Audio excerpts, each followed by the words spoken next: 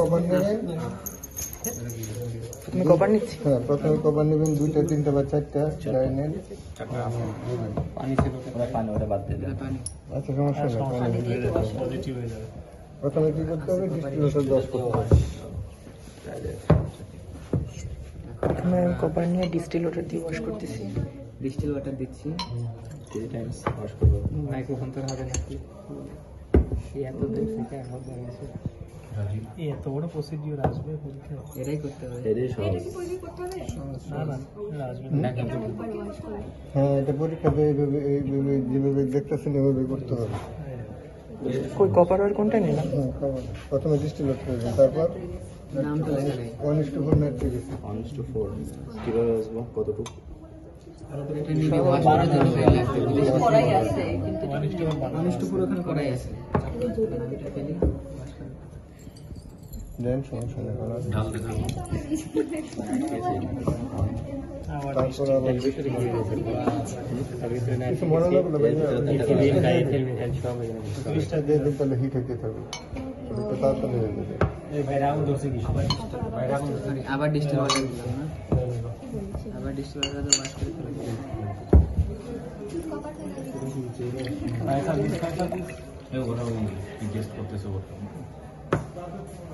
তারপর কি দেবেন? স্যাম্পল।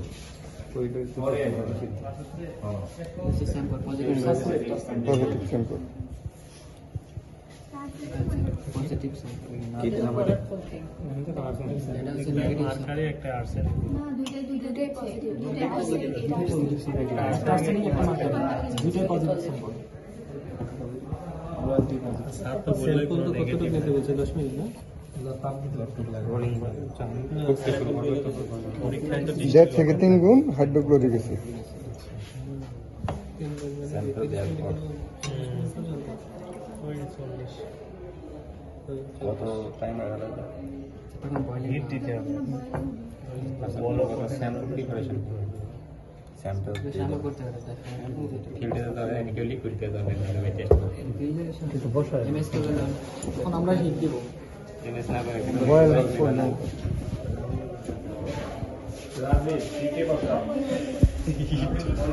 ব্যাস, হয়েছে।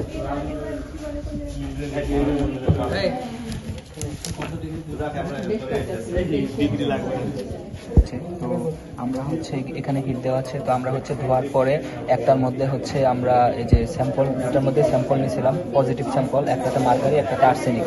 তো স্যাম্পল নেওয়ার পরে ওইখানে আমরা হাইড্রোক্লোরিক অ্যাসিড অ্যাড করছি, যেন আমাদের হচ্ছে গিয়ে ওই যে আর্সেনিক আর মার্কারির সাথে আমাদের যে কপার ছিল, মানে যে তামার তারটা ছিল, ওইটার জন্য ভালো করে ফিক্স হয়। ঠিক আছে, এই জন্য আমরা হাইড্রোক্লোরিক অ্যাসিডটা দিলাম।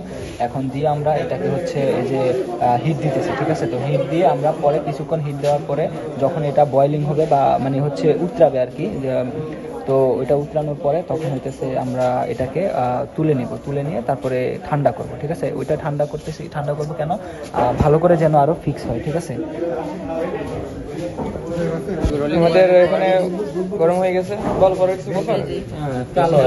এই যে আমাদের এখানে বুদবুদ হচ্ছে, ঠিক আছে, তো বুদবুদ হওয়া দেখে আমরা বুঝতে পারলাম যে আমাদের গরম হওয়া কমপ্লিট হয়ে গেছে।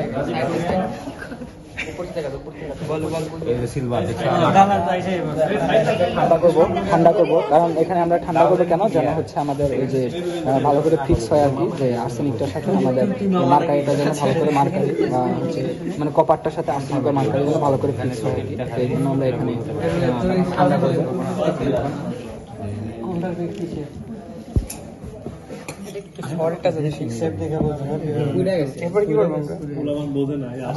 ঠান্ডা হলে আবার পানিটা নিতে হবে না আর কি, পানিটা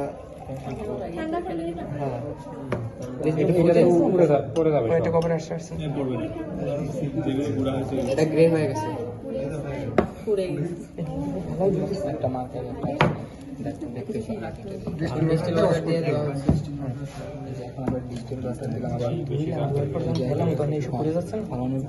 ফালানোর পরে আমি আবার ডিস্টিল ওয়াটার দিয়ে ধুয়ে দিচ্ছি। ঠিক আছে, এই যে আবার ডিস্টিল ওয়াটার দিয়ে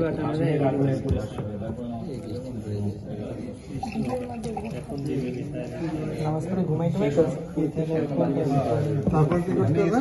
অ্যালকোহল, ইথাইল অ্যালকোহল, ডাইইথাইল। আমি নিয়ে আসতেছি। আমরা ইথাইল অ্যালকোহল আর ডাই ইথাইল ইথার, ঠিক আছে। আমরা এই যে আমার এখন হচ্ছে আমরা ডিস্টিল ওয়াটার দিয়ে এটাকে হচ্ছে ক্লিন করলাম, ঠিক আছে। এই যে ডিস্টিল আমাদের যেই হিট ওয়াটারটা আমরা যে ঠান্ডা করলাম, ঠান্ডা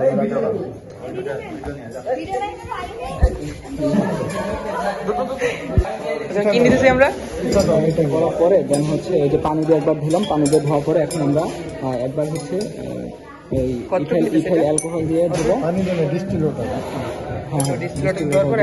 এখন আমরা ইথাইল অ্যালকোহল প্রথম ইথাইল অ্যালকোহল দিয়ে আমরা ধুচ্ছি। তো তারপরে আমরা এই যে ডাই ইথাইল ইথার দিয়ে ধুবো।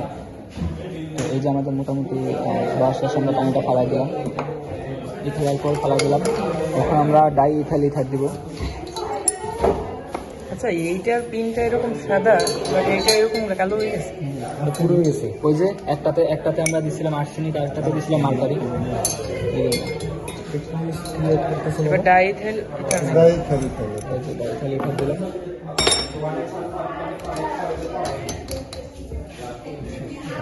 এবার আমরা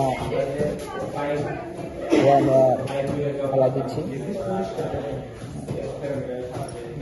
তো এই যে আমরা দেখতেছি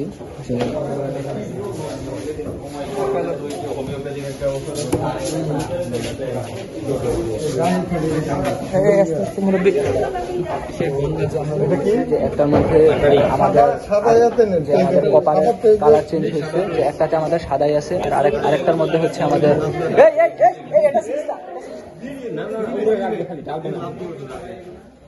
একটার মধ্যে হচ্ছে আমার যে সিলভার কালারই আছে, একটা কালো কালার হয়ে গেছে। তো আমরা ক্যামেরাতে এখন দেখাই কালারগুলো আমাদের চেঞ্জ হয়েছে।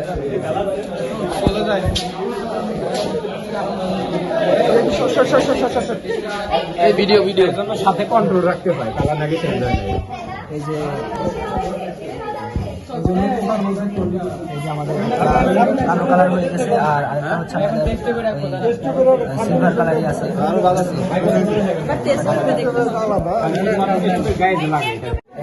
এই যে আমার এখানে ডার্ক ব্রাউন কালার একটা দেখতে পাচ্ছি আর আরেকটা হচ্ছে সিলভার কালার দেখতে পাচ্ছি। তো ডার্ক ব্রাউন কালার যেটা আছে এটা হচ্ছে আমার ডার্ক ব্রাউন কালারটা হচ্ছে আমার আর্সেনিক আর সিলভার কালারটা হচ্ছে আমার মার্কারি। ডার্ক ব্রাউন কালারটা হচ্ছে আমার আর্সেনিক আর সিলভার কালারটা হচ্ছে আমার মার্কারি।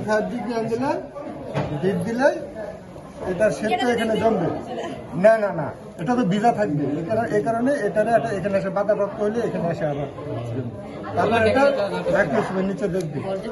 যদি পিরামিড আকৃতি হয়, কোন আকৃতি হয় তাহলে আর্সেনিক, আর যদি রাউন্ড গোলাকার হয় তাহলে মার্কারি।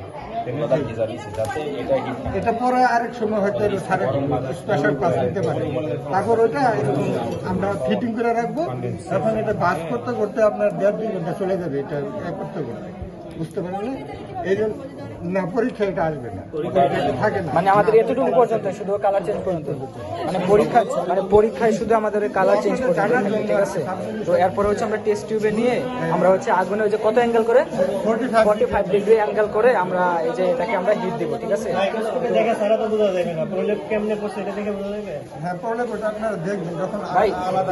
আচ্ছা, এই যে হিট দেওয়ার পরে তারপরে কি হলো? হিট দেওয়ার পরে কি হলো? হিট দেওয়ার পরে আপনার এই জিনিসটা এখানে আসা, বাষ্পটা এখানে এসে লাগবে, সেটা এখানে জমা হবে। আচ্ছা, তারপর এই প্রলেপটা আপনি মাইক্রোস্কোপে দেখবো।